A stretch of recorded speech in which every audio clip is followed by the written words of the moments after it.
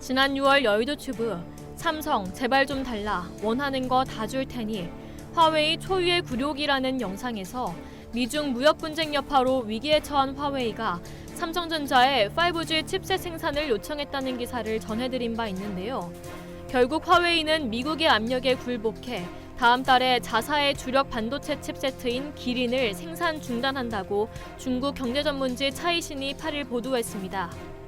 리처드 유 화웨이 소비자 부분 대표는 화웨이의 신형 메이트 40 단말기 출시 행사에서 하이실리콘 칩 부문이 휴대전화 핵심 부품인 기린칩을 계속 생산하는 것이 불가능해졌다고 말한 것으로 전해졌습니다. 부품을 공급하는 기업들에 대한 미국의 압력 때문입니다. 미국의 반도체 회사 퀄컴 역시 이를 의식했는지 화웨이에 부과된 자사의 칩셋 판매 제한을 철회하기 위해 트럼프 행정부에 로비를 벌이고 있는 것으로 알려졌습니다. 퀄컴이 미 상무부의 칩셋 판매 승인을 얻지 못한다면 곧 출시될 화웨이 스마트폰은 삼성전자 또는 대만 미디어텍 칩셋에 의해 구동될 것이기 때문입니다. 앞서 트럼프 행정부는 지난해 5월 화웨이를 거래 제한 기업 명단에 올려 미국에서 부품 구매 등을 할 때 무조건 당국 허가를 받도록 규제했습니다. 올해 5월에도 화웨이에 대해 반도체 구매와 관련한 추가 제재를 부과했죠. 퀄컴은 이 제재 때문에 매해 80억 달러 규모의 시장을 한국과 대만 등 외국 경쟁사에 뺏기게 됐다며 정부를 설득하고 있습니다.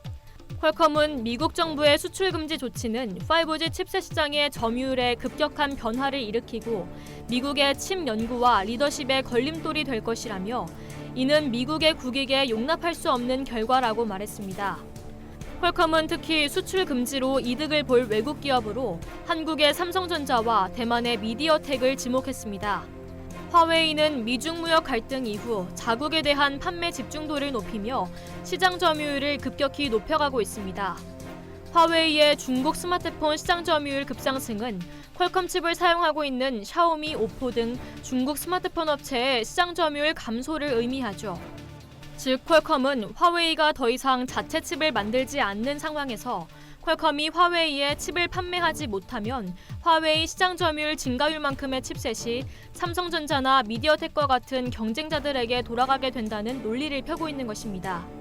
이런 맥락에서 퀄컴과 화웨이의 최근 이루어진 계약은 시사하는 바가 큽니다. 퀄컴은 최근 화웨이와 이어오던 특허료 분쟁을 중단하고 장기 특허 계약을 체결했습니다. 퀄컴은 화웨이와의 계약으로 미지불 특허 사용료와 향후 사용료 등 명목으로 합의금 18억 달러를 받을 예정입니다. 즉 트럼프의 허가만 떨어지면 퀄컴은 화웨이에 칩셋 공급을 아무 때라도 할 수 있다는 얘기입니다. 한편 삼성전자는 화웨이 이슈에 대한 언급을 회피하고 있는 상황입니다. 미디어텍도 특정 고객을 언급하지는 않았지만 5G 기술에 대한 투자를 통해 전 세계에서 고객들을 확보할 수 있었다고만 밝힌 바 있습니다.